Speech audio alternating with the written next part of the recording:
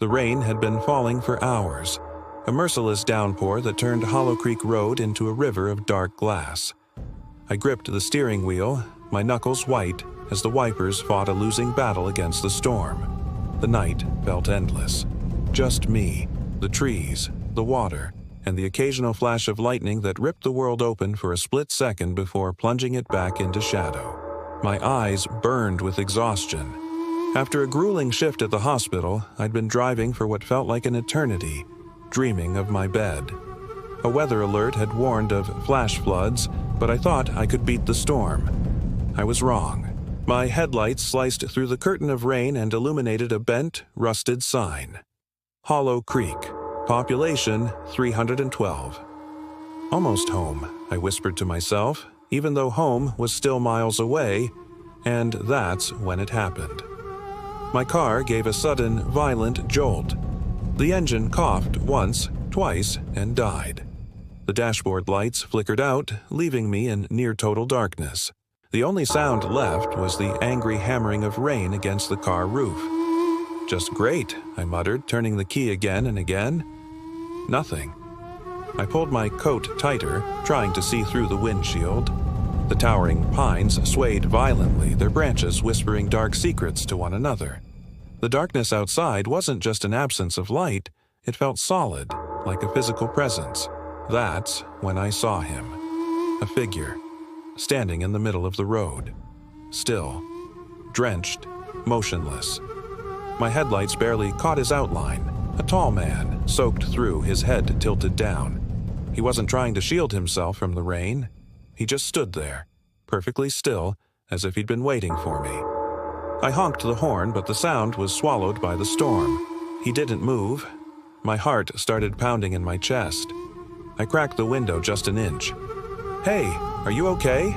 I called out, my voice trembling. The figure slowly lifted his head. The rain streamed down his face, but I saw something in his hand.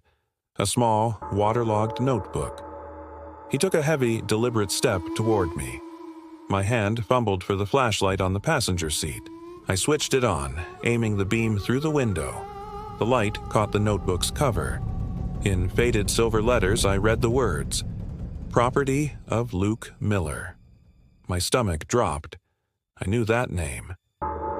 Back at a gas station on Route 9, there was a memorial plaque next to the coffee machine. In memory of Deputy Luke Miller, lost in the line of duty, Hollow Creek Road, 2022, 3 years ago, on this same road, in a storm just like this one. "That's not possible," I whispered, my breath catching in my throat. The man took another step, close enough now that I could see his eyes. They were gray and empty, reflecting the lightning like broken mirrors. His lips didn't move, but he raised his hand, pressing the soaked notebook against my windshield before letting it fall onto the hood. I stared at it, frozen. Slowly, I reached out the cracked window and grabbed it. The pages were warped, the ink bleeding down the paper. But one line stood out, shaky but legible. "Don't stop for him." My pulse thundered in my ears. I looked back up. The road was empty. He was gone. The air inside the car felt suddenly colder. I slammed the door locks.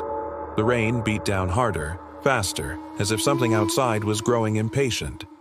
Then, out of the woods, a second flashlight beam appeared, bobbing closer through the rain. It revealed another man, this one in a sheriff's uniform, his badge glinting faintly. "Ma'am," he shouted over the thunder. "Are you all right?"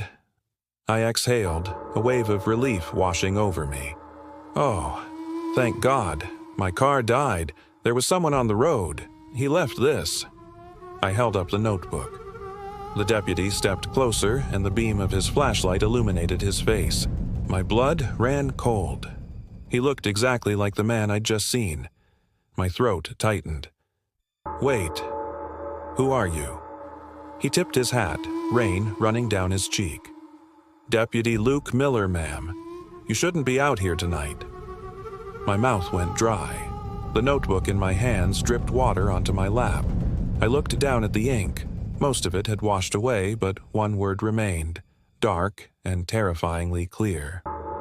Run! I looked back up. The deputy was gone.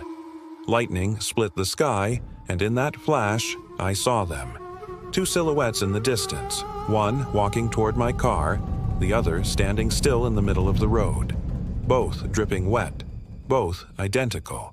The lights inside my car flickered, and the radio hissed to life, whispering a distorted voice. Don't. Stop. For him. A scream tore from my throat as I slammed my hand on the ignition. The engine roared to life.